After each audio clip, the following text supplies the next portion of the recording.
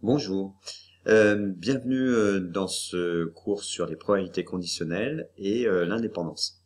Euh, à la fin de ce cours, il faudra que tu saches calculer une probabilité conditionnelle, que tu puisses calculer la probabilité aussi d'une intersection, étudier l'indépendance de deux événements, exploiter l'indépendance de deux événements, calculer à l'aide d'un arbre de probabilité qu'on a déjà vu en seconde et en première, mais on va revoir les règles, et puis exploiter la formule des probabilités totales en faisant le lien aussi avec l'arbre de probabilité. Voilà. Au préalable, peut-être qu'il serait bien d'avoir revu le cours de première, toutes les notions autour des probabilités. Hein. Donc, si tu peux refaire quelques petits exercices pour te remettre un peu dans le bain, excuse-moi, sur les probabilités.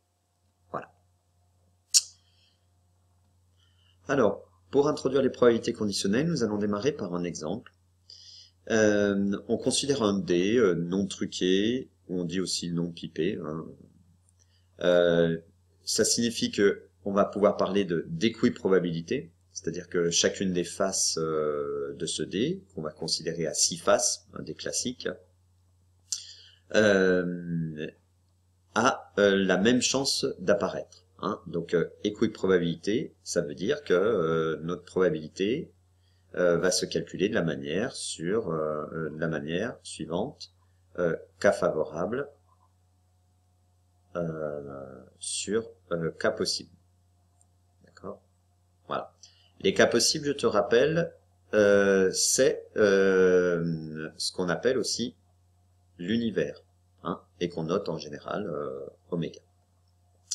Donc ici, quel est l'univers de quand je lance ce dé? Ben, oui, c'est ça, c'est les faces 1, 2, 3, 4, 5 et 6.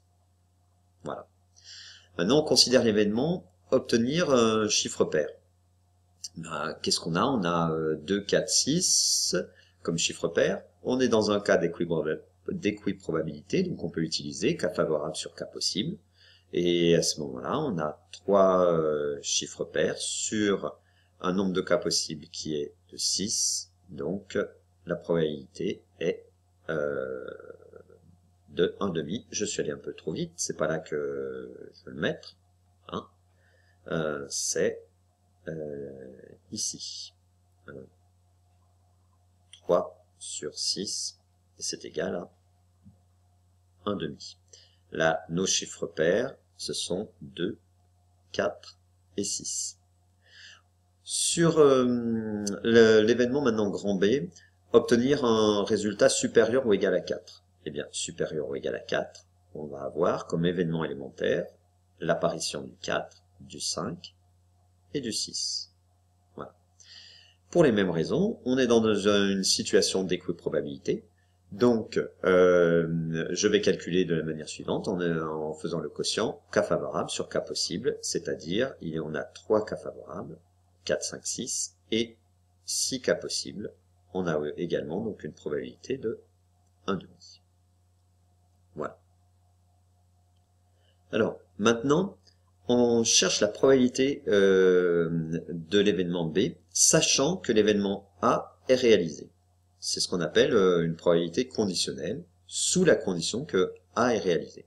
C'est-à-dire qu'on va se placer dans la situation où l'événement grand A est réalisé, c'est-à-dire que on est dans la situation où on a tiré un nombre pair, on sait qu'on a tiré un nombre pair.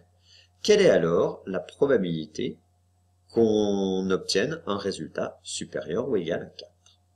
En fait, on est en train de changer d'univers. Notre univers au départ c'était 1, 2, 3, 4, 5, 6. Et bien là, mon univers, étant donné on est dans la situation où A est réalisé, c'est-à-dire on sait qu'on a soit le chiffre 2, soit le chiffre 4, soit le chiffre 6, on est dans cette situation-là. Et on prend cette situation-là comme nouvel univers. Et bien à ce moment-là, la probabilité qu'un résultat supérieur ou égal à 4 apparaisse va être quoi? Bah, on est toujours dans une situation d'équiprobabilité. Donc les cas favorables vont être 4 et 6, donc on va avoir 2 cas favorables. Et le nombre de cas possibles, ça va être bah, 2, 4 ou 6, c'est-à-dire on va avoir 3 possibilités.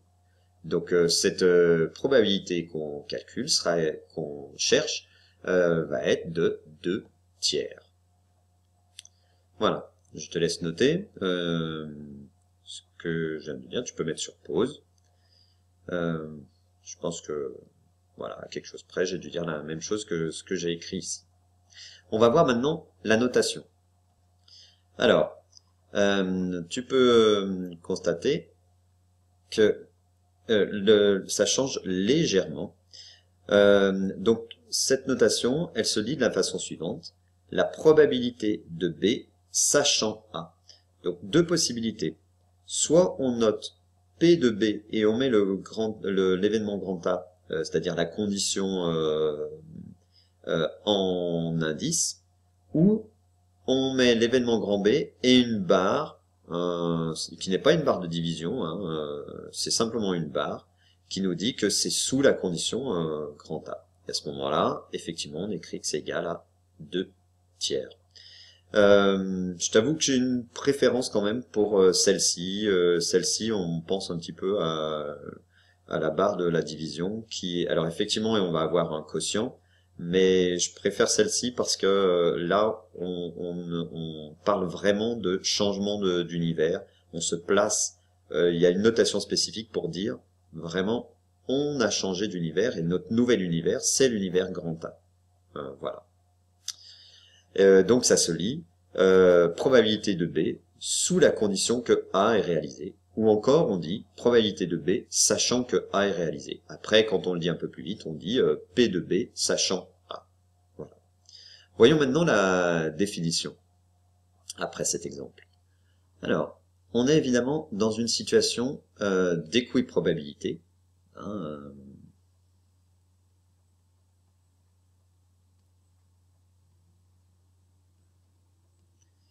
et sur un univers fini oméga. Alors, notre situation d'équiprobabilité, c'était le D, et l'univers fini, c'était 1, 2, 3, 4, 5, 6. On considère un événement grand B de probabilité non nulle.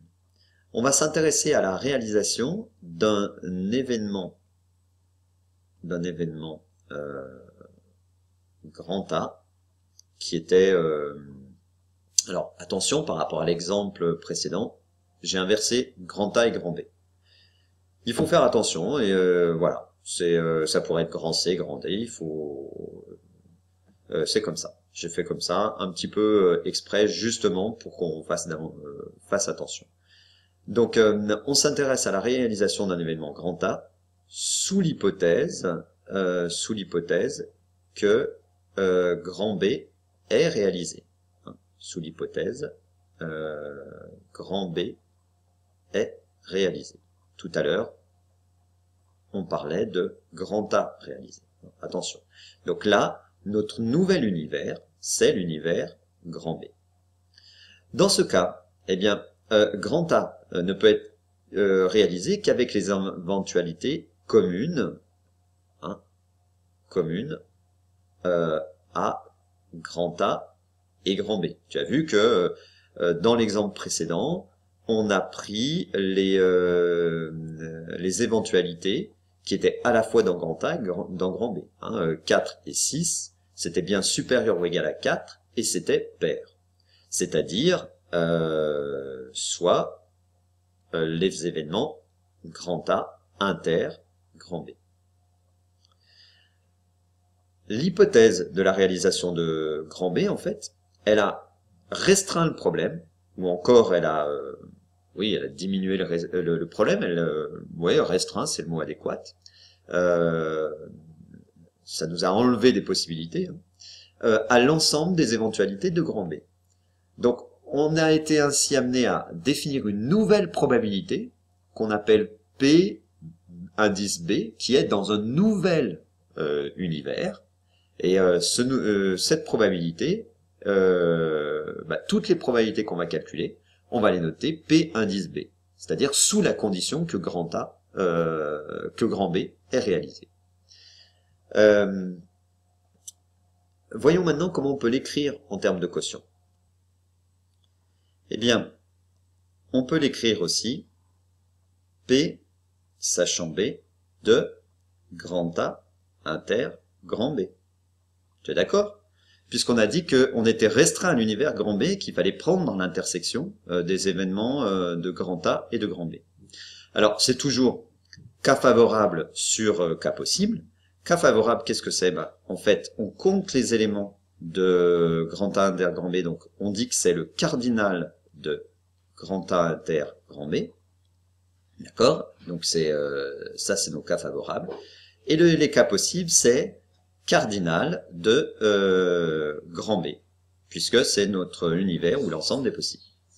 Ça s'écrit aussi, finalement, P de A inter grand B sur P de B. Alors, effectivement, normalement, pour P de A inter grand B, ça serait P de A inter grand B, c'est sur, P de A inter grand B, c'est cardinal de A inter grand B sur cardinal de oméga. D'accord. La même chose pour P de B. P de B, c'est cardinal de B sur cardinal de oméga. Bon, quand je fais le quotient des deux, j'obtiens bien cardinal de A inter B sur cardinal de B. Ce qui nous donne bien finalement P de A inter B sur P de B. Voilà. Il pouvait peut-être y avoir quelque chose de pas très clair pour toi de ce côté-là. Mais en écrivant ça, je pense que j'ai dû lever cette incertitude. Eh bien, on va écrire la définition maintenant qui correspond à la probabilité conditionnelle. Je te la laisse prendre en note. Alors, soit B tel que P de B différent de 0, oui, puisqu'on va diviser ensuite par P de B. Donc, il faut que ça soit qu'on ait une probabilité non nulle. Et puis, si c'est mon univers et que j'ai une probabilité nulle, je vais pas pouvoir faire de probabilité sous la condition d'une probabilité nulle. Donc, la probabilité de A, sachant que B est réalisé, c'est avec les notations qu'on a écrites, P de A sachant B, ou P de A avec un indice grand B, c'est P de A inter B sur P de B. On a aussi, alors, si maintenant j'inverse la formule et que je veux P de B sachant A, comme tout à l'heure dans l'exercice avec les D, eh bien c'est P de A inter B sur P de A. On peut aussi voir cette formule peut nous permettre de calculer une intersection dans certains cas un petit peu difficiles. Eh bien, on dit qu'on inverse la formule, c'est-à-dire P de A inter B, c'est P de B sachant A fois P de A, si on utilise celle-ci, ou encore P de A sachant B fois P de B. Voilà.